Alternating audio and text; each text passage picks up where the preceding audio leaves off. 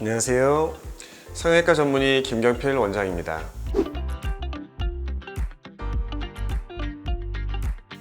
오늘은 성형수술의 기본 중의 기본이라고 할 수 있는 눈 성형에 대해 알려드리는 시간입니다. 많은 사람들이 처음 성형수술을 고려할 때 가장 쉽게 떠올리는 수술이 쌍꺼풀 수술이 아닌가 싶습니다. 그만큼 쌍꺼풀 수술은 이제 성형수술이 아니라 시술이라고 할 정도로 대중화되어 있고 간단한 수술이라는 인식이 강합니다. 하지만 이제 막 수능이 끝난 학생들에겐 여전히 무섭고 부작용이 걱정되는 큰 수술일 수 있습니다. 인터넷에 검색을 해봐도 병원마다 답변이 다르고 자신에게 잘 맞는 수술이 어떤 것인지 헷갈린 분들을 위해서 오늘의 주제를 준비해 보았는데요. 그럼 지금부터 저와 함께 쌍꺼풀 수술에 대해 알아보고 그와 함께 동반되는 여러 눈 수술에 대해 알아보는 시간을 가져보도록 하겠습니다.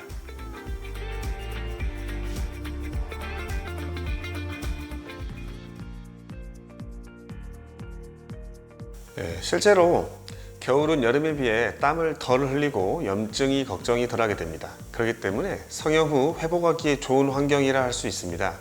그래서 이 시기에 병원을 방문해 주시는 분들이 많아지는데요. 그중 10분 중 5분 정도는 수험생 분들이라고 할 수 있을 정도로 많이 방문하고 있습니다. 최근 한 일자리 어플에서 수험생들을 대상으로 수능이 끝나면 가장 먼저 해보고 싶은 일이 무엇이냐 라는 질문을 했습니다. 1위는 아르바이트, 2위는 여행, 3위는 외모 관리였는데 아무래도 그동안 관리하지 못해서 소홀했던 외모를 변신시키고 싶은 마음이 드시는 것 같습니다. 시기적으로도 지금 성형을 하면 어느 정도 회복 기간을 거쳐 대학 입학 땐 달라진 모습으로 새로운 사람들을 만날 수 있기 때문에 많이들 방문해 주시는 것 같습니다.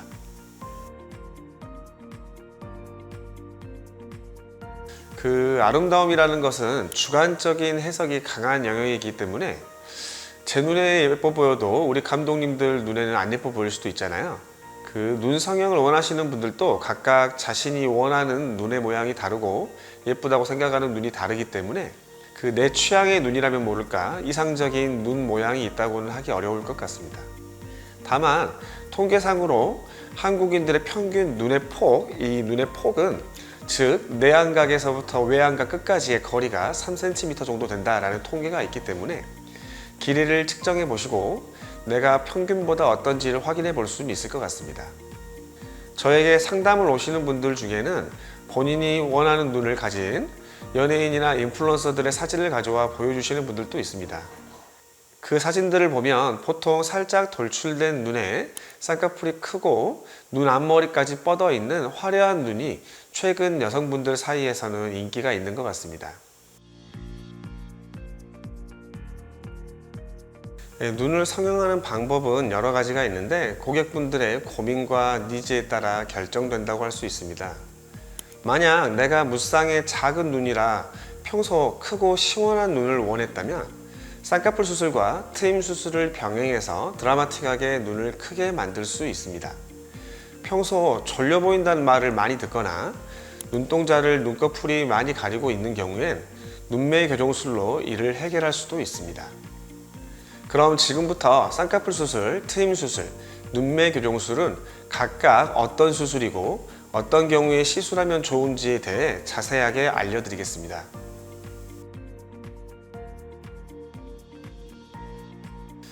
원칙적으로 크게는 안쪽 쌍꺼풀, 그리고 바깥 쌍꺼풀, 중립 쌍꺼풀이 있다고 할 수 있습니다. 안쪽 쌍꺼풀은 쌍꺼풀의 안쪽 라인이 몽고주름 쪽으로 들어가는 쌍꺼풀로 보다 자연스럽고 유행을 타지 않는다는 장점이 있어 많이 선택하는 쌍꺼풀 라인입니다. 눈꼬리가 좀 처져 있거나 좁은 쌍꺼풀을 원하는 경우에 좋습니다. 바깥 쌍꺼풀은 쌍꺼풀 앞라인이 조금 떠 있는 쌍꺼풀로 눈이 조금 더 커 보이거나 시원해 보이는 느낌을 줄 수 있습니다. 바깥쪽으로 큰 쌍꺼풀을 만들 땐 앞트임이 동반되어야 하는 경우가 많고 눈꼬리가 올라가 있거나 넓은 쌍꺼풀을 원하는 경우에 좋습니다.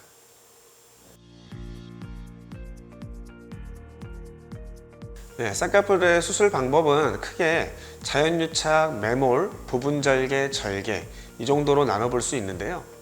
각 방법마다 장단점이 있고 적용되는 눈 모양이 다르기 때문에 병원에서 상담해보고 추천하는 시술을 고려한 후 신중하게 결정하는 것이 좋습니다. 먼저 자연유착의 방법은 절개 부위를 최소화하고 그 부위를 통해 눈 뜨는 근육과 피부의 유착을 만들어 쌍꺼풀을 만드는 방법입니다. 이 수술법은 피부가 얇고 눈 뜨는 힘이 중요한데 눈꺼풀의 가동 범위가 충분해야 풀리지 않고 잘 유지될 수 있기 때문에 눈이 조금은 돌출되어 있으면서 피부가 얇은 눈을 가진 분들에게 적합한 수술 방법이라고 할 수 있습니다. 두 번째로 매몰 수술법은 피부에는 약간의 구멍을 만들고 그 구멍을 통해서 실을 이용하여 쌍꺼풀을 만드는 방식으로 자연유착과 마찬가지로 피부와 눈두덩이 살이 얇은 분들에게 추천드립니다. 세 번째 방법은 부분절개입니다. 이 수술법은 매몰과 자연유착을 합쳐놓은 방식으로 전체적인 라인은 실을 이용하여 잡아주고 사이사이에 유착을 추가하여 매몰법의 단점인 풀릴 가능성을 줄여주는 방식입니다. 마지막으로 완전 절개법입니다. 어떠한 눈에서라도 수술 가능한 방식이며 쌍꺼풀의 기본이라 할 수 있습니다.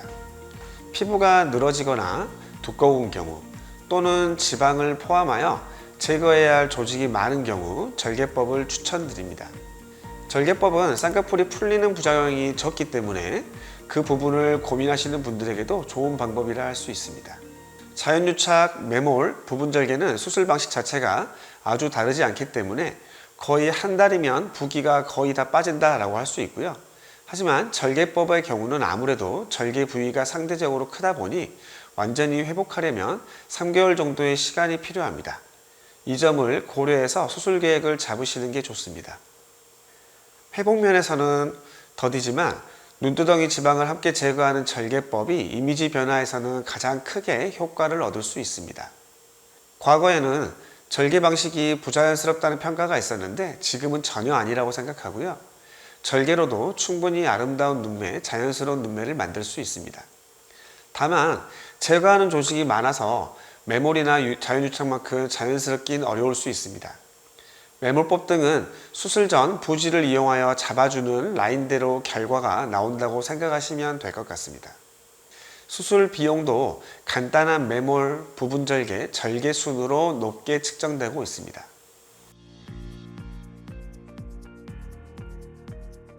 첫날은 지혈을 잘 해주시는 게 중요합니다.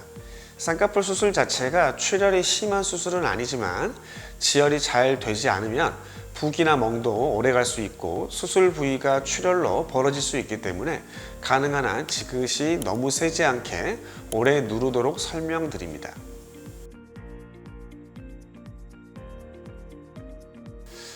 수술 후 다음 날부터 이틀 정도는 냉찜질을 많이 하시라고 설명드리고요. 그 뒤로는 온찜질 하시라고 설명드립니다. 수술 후 2일째까지는 냉찜질이 도움이 되지만 그 뒤로는 큰 도움이 되지 않습니다. 그리고 냉찜질을 하실 때도 한 15에서 20분 정도 냉찜질을 하시고 그 냉찜질기를 다시 얼릴 때까지는 조금 쉬셔도 됩니다. 1시간에 한 20분 정도 냉찜질을 시행한다라고 생각하시면 편하실 것 같습니다. 그리고 가끔 비염이나 알러지가 심한 분들이 눈을 비비는 경우가 있는데 그럴 경우 반드시 약을 복용하시라고 말씀드립니다. 눈을 꿰매놓은 실이 얇고 힘이 없기 때문에 비비거나 하면 벌어질 수 있어서 가급적 손대지 않는 것이 좋습니다. 부기와 멍은 개인 차이가 너무 커서 단정 짓기 어렵지만 멍은 보통 1, 2주 정도, 부기는 3개월 정도면 회복되는 편입니다. 보통 한 달 정도 지나고 나면 부기가 많이 빠져서 그렇지만 수술했구나 정도이고요. 3달 정도까지 지나게 되면 자연스러운 느낌이 날 수 있습니다.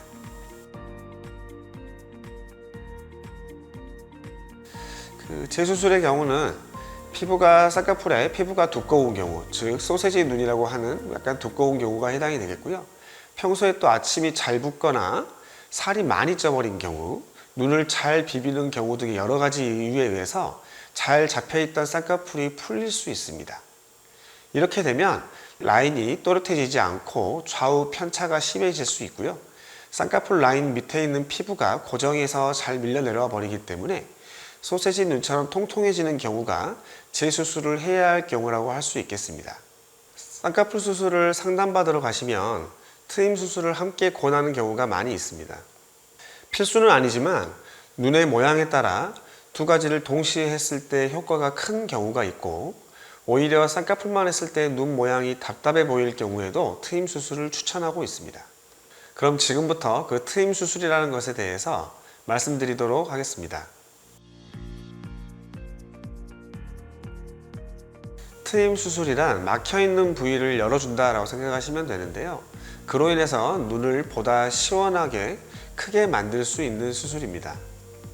많이들 쌍수 자체가 눈이 많이 커진다라고 생각하시는데, 즉각적으로 눈 크기를 키우는 방법은 트임 수술과 눈매 교정술이 가장 효과적입니다.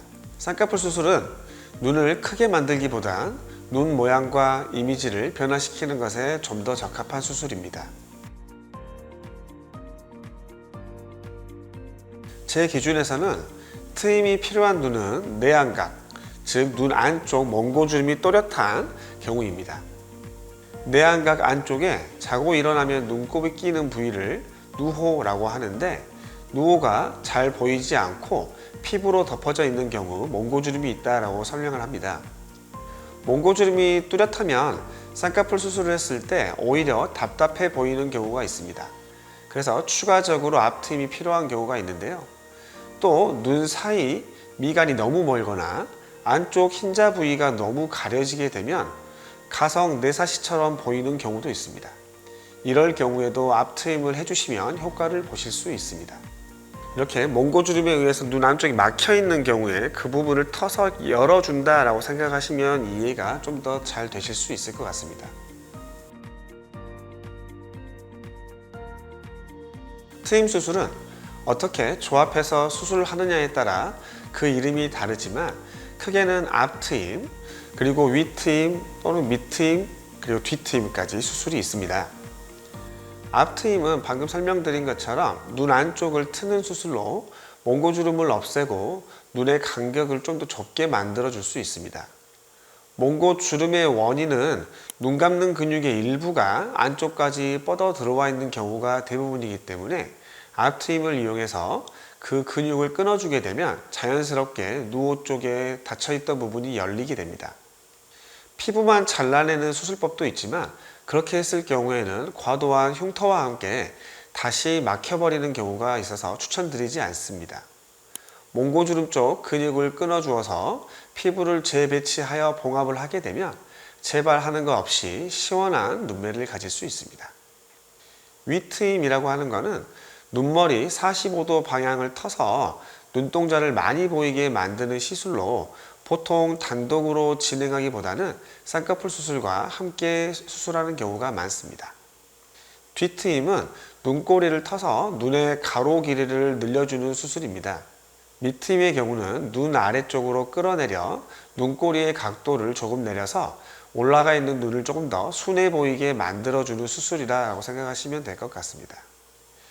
뒷트임과 밑트임은 둘 다 절개 수술 방법과 비절개 수술 방법 등에 다양하게 있지만, 두 경우 약간 돌출눈을 가진 사람들은 효과를 볼 수 있으나, 눈이 평평하거나 또는 눈썹 위의 뼈에 비해서 눈이 더 깊게 들어가 있는 경우에 있어서는 뒷밑트임의 효과가 덜할 수 있습니다.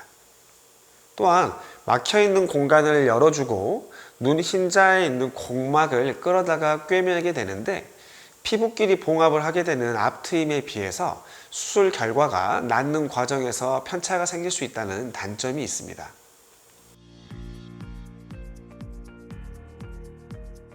트임 수술의 대표적인 부작용으로는 당연히 흉터, 그리고 또 눈이 좀 더 개방되기 때문에 약간은 눈물이 나는 등의 안구 건조가 발생할 수 있습니다. 수술 시 피부 긴장이 많거나 주변 피부가 상대적으로 어두운 경우 봉합선을 따라 흉터가 생길 수 있습니다. 특히 앞트임을 진행했을 때 눈매를 고려하지 않고 또는 누호의 모양을 고려하지 않고 과도한 트임을 하게 되면 갈고리 모양의 누호가 많이 노출되어 눈 사이가 가까워져 보이는 경우도 있습니다. 누호가 노출되면서 눈물샘이 함께 드러나면 인상이 강해 보인다는 부작용도 있을 수 있습니다. 뒤트임의 경우에는 좀 더 부작용이 많을 수 있는데 속눈썹이 빠지게 되는 속눈썹 소실 또는 과도한 흉터 그리고 붉은 살이 노출되는 등의 이러한 부작용들이 있고요. 뒤트임과 밑트임을 같이 하는 경우는 열어둔 부분이 다시 눌러붙거나 뾰족하게 모양을 잡아줘야 될 외양각의 모양이 디귿자 모양으로 벌어져 버려서 보기 안 좋게 될 수도 있습니다.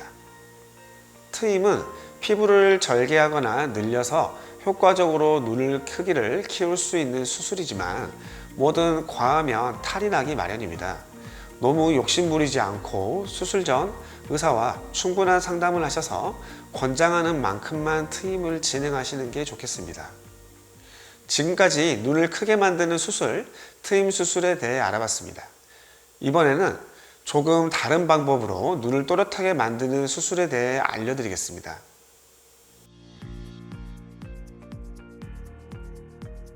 네, 눈매 교정은 일종의 경증의 안검하수를 교정하는 수술이다 라고 생각하시면 편할 것 같아요. 안검하수는 여러 이유로 눈꺼풀의 높이가 낮아져서 눈동자가 가려지는 현상을 말하는데 이러한 불편함을 해결할 때 눈매 교정술을 적용합니다. 정확히 눈매 교정술은 눈을 뜨는 상안 검거근이라는 근육의 길이를 단축시켜서 같은 힘으로도 안검열이 더 잘 당겨지게끔 만듦으로써 눈을 잘 떠지게 만들어주는 수술입니다. 쌍꺼풀 수술을 하러 가면 이 눈매 교정술을 함께 권하는 경우가 있는데 바로 눈을 뜨는 힘이 약한 경우입니다. 눈을 뜨는 힘이 너무 약하면 눈꺼풀이 안쪽으로 이렇게 말려 들어가는 경우가 있어야 되는데 이 정도가 얕기 때문에 쌍꺼풀 라인이 잘 잡히지 않거나 또는 잘 풀리는 일이 발생할 수 있습니다. 하지만 눈 뜨는 힘이 평균에서 많이 벗어나 있지 않다면 같이 하지 않으셔도 큰 문제가 있거나 하진 않습니다.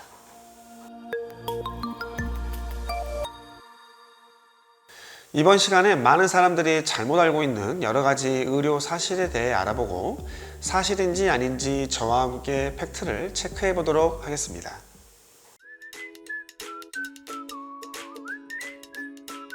이거는 사실이 아닙니다. 상담하러 오시는 분들 중에 이미 쌍꺼풀이 있으시거나 양쪽 쌍꺼풀의 높이가 조금 다른 경우도 있습니다. 그런 경우엔 당연히 쌍꺼풀의 폭을 교정하여 양쪽의 대칭성을 맞춰볼 수 있겠지만 보통은 양쪽 눈의 크기 차이로 인해서 발생하는 비대칭은 교정하기 어렵습니다. 그래서 저는 항상 수술 전 사진을 같이 보면서 양쪽 눈의 크기 차이나 돌출 정도의 차이 등을 설명을 드리고 한쪽 눈이 조금 더 예쁠 수 있고 반대쪽 눈이 조금 덜 예쁠 수 있다라고 설명드리곤 합니다. 네, 이 경우에는 절반은 맞고 절반은 틀리다라고 할 수 있는데요. 수술 없이 쌍꺼풀을 만들고 싶어서 특히 또 어린 친구들 같은 경우에 쌍꺼풀 테이프나 액을 사용하여 원래도 약하고 부드러운 눈두덩이 살에 자극을 많이 주는 경우가 있습니다. 그렇게 되면 그 피부들이 많이 예민해질 수 있고 그런 경우 쌍꺼풀 수술을 해도 풀릴 확률이 높아집니다. 그리고 또 쌍꺼풀을 잘 만들어 놨을 때에도 이미 늘어나 버린 피부들이 탄력이 떨어지기 때문에 퉁퉁한 쌍꺼풀이 나올 확률이 올라간다 라고 생각하시면 될 것 같습니다. 그래서 피부 자체에 자극이 되기 때문에 가급적이면 사용하지 마시라 라고 꼭 당부드리고 싶습니다. 그리고 쌍꺼풀 테이프나 액과 같은 경우에도 좀 더 숙련된 사람들은 한 번에 잘 붙일 수 있겠지만 그렇지 않은 경우들은 지속적으로 자극을 주는 경우가 있는데요. 그렇게 하다 보면 눈 뜨는 근육에 자극을 많이 주게 되고 눈 뜨는 근육이 힘이 떨어지게 되면 안검하수와 같은 부작용도 발생할 수 있기 때문에 가급적이면 특히 중고등학생 친구들처럼 나이가 어린 친구들에서는 사용을 자제해 주시길 당부드리고 싶습니다.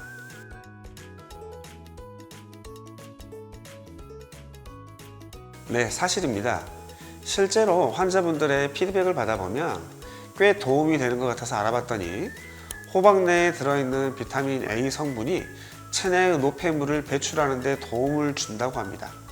그래서 저도 빠른 회복을 위해 호박즙이나 저염식의 식단 등을 도움이 될 수 있다고 말씀드리고 있습니다. 그리고 앉아서 자는 것도 부기를 밑으로 내린다라는 측면에서는 도움이 될 수 있습니다. 하지만 몸이 불편해서 충분한 숙면을 취하지 못하면 그거는 그거대로 회복에 방해가 될 것 같습니다. 완전히 앉아서 자는 것보다 평소보다 조금 높은 베개를 사용해 보는 것도 좋을 것 같습니다.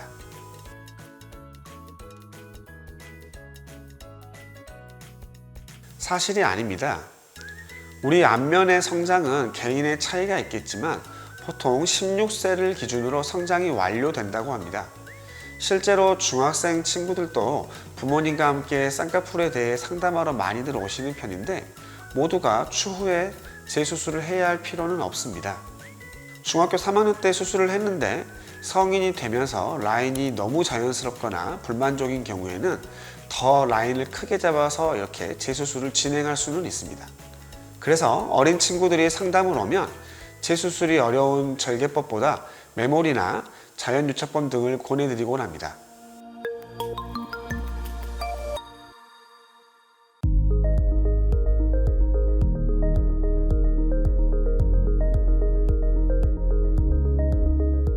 오늘의 건강프렌즈 마지막 코너인데요. 오늘의 주제를 저만의 3가지 키워드로 요약해 보도록 하겠습니다. 첫 번째 키워드, 쌍꺼풀 수술은 염색과도 같다. 미용실에서 쉽게 분위기를 바꿀 수 있는 염색처럼 쌍꺼풀 수술도 간단하고 빠르게 다른 분위기로 만들 수 있다는 점에서 비슷하다고 생각합니다. 두 번째 키워드, 트임 수술은 간단한 수술이 아니다. 우리 작가님이 은유적으로 생각해 달라고 하셨는데요. 다른 키워드들과 다르게 직접적인 표현으로 적어봤습니다.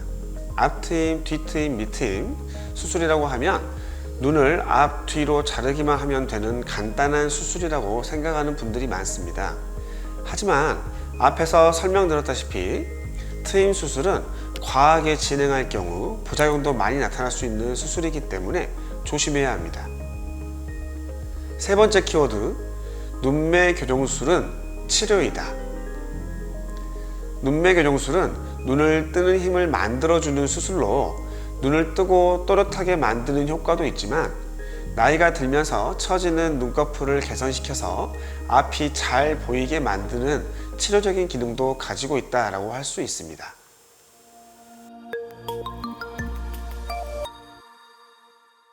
여러분, 성형수술은 마법이 아닙니다. 연예인처럼 되길 기대하고 다가가면 실망하는 경우가 분명히 있을 수 있습니다. 현재 본인의 눈보다 더 예쁘고 아름답게 업그레이드 한다라는 마음으로 욕심을 버리고 과하지 않게 수술하는 것이 결과적으로는 본인의 만족도를 올리는 방법입니다. 특히 한창 외모에 관심이 많은 10대 학생들의 경우 미디어의 영향을 많이 받아 외적인 기준이 상향 평준화된 경우가 많습니다. 화면에 노출이 많이 되는 연예인과 일반인을 비교하는 건 자존감을 떨어뜨리거나 나의 외모를 부정적으로 평가하게 만드는 지름길이라고 생각합니다. 어렸을 때 형성된 외적 기준은 성인까지 이어지지 않고 쉽게 바뀔 수 있기 때문에 어렸을 때 바로 성형수술을 하기보단 부모님의 의견을 경청하고 충분히 고민하시는 것이 좋다고 말씀드리고 싶습니다. 성형은 누군가의 아름다움을 따라하기 위한 방법이 아니라 나의 아름다움을 더욱 빛내는 방법임을 꼭 명심하셨으면 좋겠습니다. 지금까지 성형외과 전문의 김경필 원장이었습니다.